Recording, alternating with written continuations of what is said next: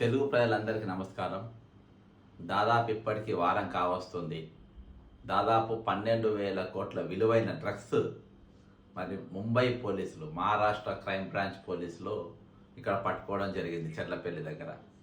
ఇయాటి వరకు ప్రభుత్వ పెద్దలు దీని మీద నోరు తెరుస్తలేదు. అసలు ఈ ముడిసరికి ఎక్కడికి వెళ్ళి వచ్చింది, దేనికోసమైంది వాళ్ళు మాట్లాడిండ్రు, వాళ్ళు స్టేట్మెంట్ ఇచ్చిండ్రు. అది బయటకు వచ్చింది, టీవీలలో వచ్చింది, అంతటి వచ్చింది. కానీ ఇంత పెద్ద దేశంలో అతి పెద్ద డ్రగ్స్ స్కామ్ ఎక్కడైనా జరిగిందంటే అది హైదరాబాద్లో జరిగింది. ఇంత పెద్ద డ్రగ్స్ సరఫరా అవుతుంటే దొరకలేదు, ఏకంగా ఉత్పత్తి అవుతుంటేనే దొరికింది. దీని మీద హోంమంత్రి దగ్గర పెట్టుకున్నట్టు రేవంత్ రెడ్డి గారు నోరు తెరుస్తలేరు. ప్రతిపక్షాలు మాట మాత్రకు ఒకసారి స్టేట్మెంట్ ఇచ్చిన 2-3 సార్లు మాట్లాడారు. కానీ దీని మీద సీరియస్గా తీసుకున్నట్టు, సీరియస్గా ఉంటున్నట్టు ఎక్కడ కూడా కనబడతలేదు. బీజేపీ అయితే ఇక అన్నీ మూసుకున్నాయి. బీజేపీ అయితే దీని మీద షటప్. బీజేపీ కేంద్ర మంత్రి దీని గురించి మాట్లాడుతూనే లేదు. డ్రగ్స్ అమ్మితే తప్పేముంది అనే కాడికి ఈరోజు బీజేపీ నాయకులు ఉన్నారు.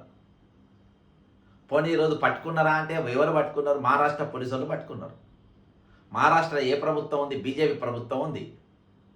ఈరోజు మా ప్రభుత్వం పట్టుకుంది, మేము పట్టించినాము అని చెప్పేసి వీళ్ళు క్లెయిమ్ చేసుకోవాలి, వీళ్ళు చేసుకుంటలేరు. ఈరోజు అంతటా అన్ని ఇండస్ట్రీలు వస్తూ ఉన్నాయి. అన్ని ఇండస్ట్రీలు వస్తూ ఉన్నాయి. అన్ని ఇండస్ట్రీలు వస్తూ ఉన్నాయి. మన దగ్గరికి ఇండస్ట్రీలు వచ్చినాయి, కంపెనీలు తీసుకొని వస్తా దావోస్కు పోతారు. 79,000 కోట్లతోని ఈరోజు మన దగ్గర ఫ్యాక్టరీలు పెడతారు, పెట్టుబడులు పెడతామని చెప్పి చాలామంది ఎంఓయూలు చేసుకున్నారని చెప్పేసి ఎయిర్పోర్ట్కి వెళ్ళి ఘన స్వాగతం పలికించుకున్నారు రేవంత్ రెడ్డి గారు. అదంతా అయిపోయిన తర్వాత ఈరోజు మిగిలింది ఏంటంటే మన దగ్గర మొదలైనవి కంపెనీలు, మొదలైనవి ఇంటర్నేషనల్ కంపెనీలు మొదలైనవి. ఏం కంపెనీలు అవి? డ్రగ్స్ కంపెనీలు.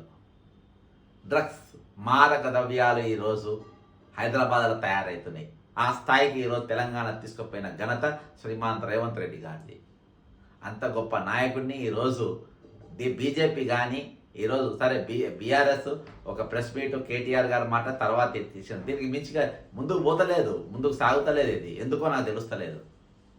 ఇది సీరియస్ కేసు కాదనుకుంటుంటారా? ఈరోజు ఆపోజిషన్ పార్టీలో ఉన్నటువంటి మహిళా మోర్చాలు లేకుంటే మహిళా సెల్స్ ఈరోజు మీరు ఎందుకు రోడ్ల మీదకి వస్తలేరు? ఎందుకు దీని గురించి రస్తారోకలు, ధర్నాలు చేస్తలేరు?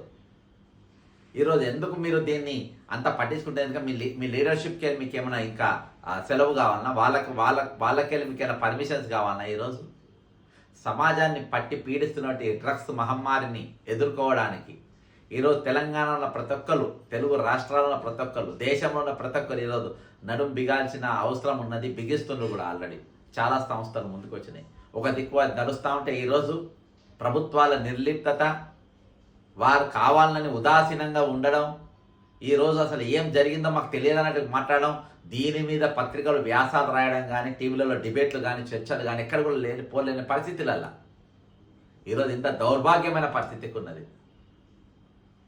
నిన్న దినాన రఘు గారు, కొంతమంది మీడియా మిత్రులు, నేను రఘు గారి వర్టెక్స్ విషయంలో అంటే ఆయన పేరు రాకుండా ఆయన బద్నాం చేస్తున్న విషయంలో నేను కూడా ఖండించిన. కానీ ఆ మీడియా వాళ్ళంతా అక్కడ పోయే బదులు మీరు అక్కడ కూడా పోయేది ఉన్న కంపెనీ కాడికి పోతే నేను బాగా సంతోషించేటోని.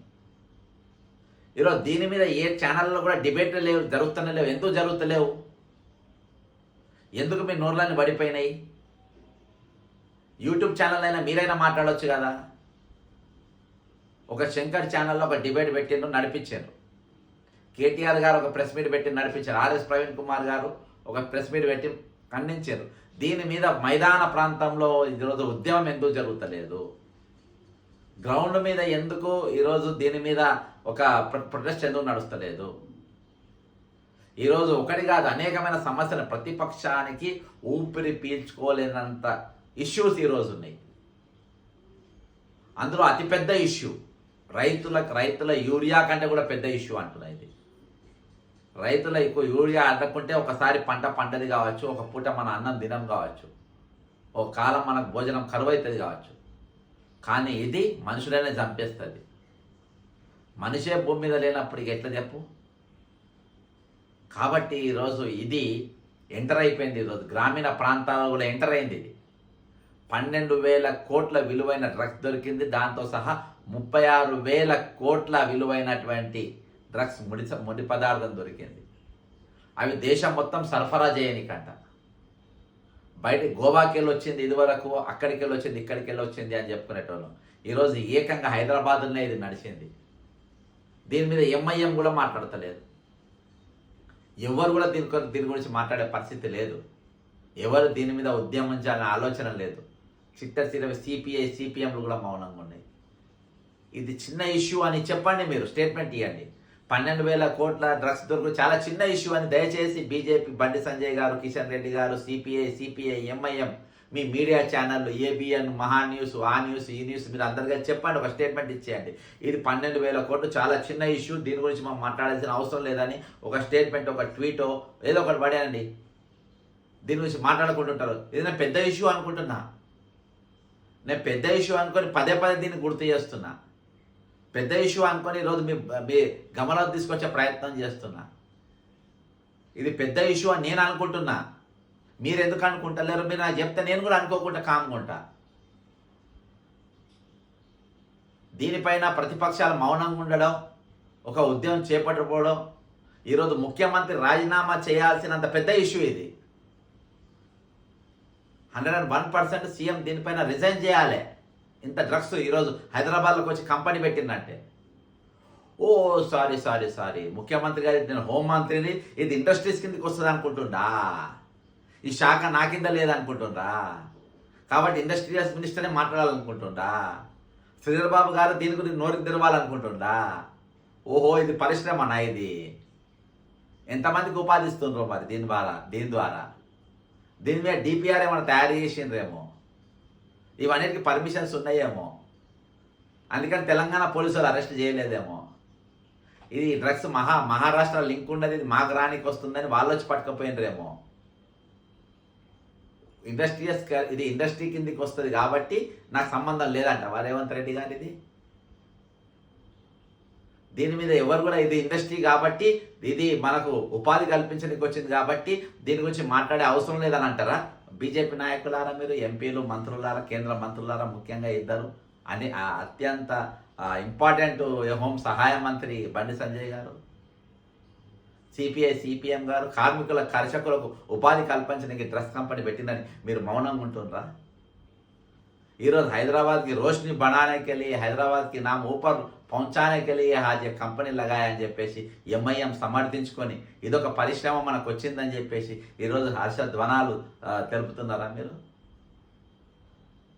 దీని గురించి ఎందుకు ఉద్యమం లేదు? దీని గురించి స్పందన ఏం లేదు? దీని మీద ప్రొటెస్ట్ ఎందుకు లేదు? ఎందుకు కామ్కుంటుండ్రు? దేనికోసం కామ్కుంటుండ్రు? మీ అందరికీ ఏమైనా భాగస్వామ్యం ఉందా? మీ అందరికీ ఏమైనా తాయిలాలు ముత్తినాయా? ఇది చాలా చాలా డేంజర్. ఇది దేశాన్ని పట్టి పీడిస్తున్నది పెద్ద ఒక మహమ్మారి. కాబట్టి దీనిపైన ఉద్యమించాల్సిన అవసరం అందరికీ ఉంది. ఇద్దరు కూడా చూపించిన, ఇంతకుముందు నేను చూపించిన ఫోటో ఏంటంటే, ఇగో రేవంత్ రెడ్డి గారు దీనిపైన వైస్ ఛాలెంజ్ చేసిరిండు. కానీ ఇద్దరు కూడా ఈయన రక్త నమూనా లేదు, నా ఆయన రక్త నమూనా నేను ఇచ్చిన ఆ రోజుకెళ్ళి కొట్లాడినా ఈ రోజు వరకు కూడా నేను దాని మీద కమిట్మెంట్. ప్రతిపక్షాలు ఉన్న ఒక పాత్ర కాదు, ప్రతిపక్షంలో ప్రజాపక్షంలో ఉన్న, ఈరోజు పవర్లో ఉన్న, ఎప్పుడున్నా మనం ప్రజలు శ్రేయస్సు కోసమే ప్రభుత్వాలు ఆలోచించాలి. కానీ ఈరోజు నేను ప్రతిపక్షంలో లేను, నేను అధికారంలో ఉన్నా కాబట్టి నేను డ్రగ్స్ అమ్ముతా, డ్రగ్స్ దందా చేస్తా, ఏదైనా చేస్తా. మేము ప్రతిపక్షంలో ఉన్నాం, కేవలం స్టేట్మెంట్ వరకే ఇస్తా, ఉద్యమం చేయ, ఒక ట్వీట్లో పెడతా, ఒక ప్రెస్ మీట్ పెడతా, ఇదేనా ఇక్కడి వరకైనా మన పరిమితం? కాబట్టి నిజంగా దీని మీద ఖచ్చితంగా పెద్ద ఉద్యమం జరగాలి. నేనైతే ఈ 12,000 కోట్ల డ్రగ్స్ తెలంగాణ దొరికింది, దేశమంతా విస్తరింపజేస్తుంది, దేశం మొత్తం పంపిణీ చేయబడుతుంది. హైదరాబాద్ తెలంగాణ పరువు తీసిన రేవంత్ రెడ్డి వెంటనే రాజీనామా చేయాలని నేను డిమాండ్ చేస్తాను. మరి ప్రతిపక్షాలు ఏం చేస్తారో చూద్దాం. జై తెలంగాణ. మరి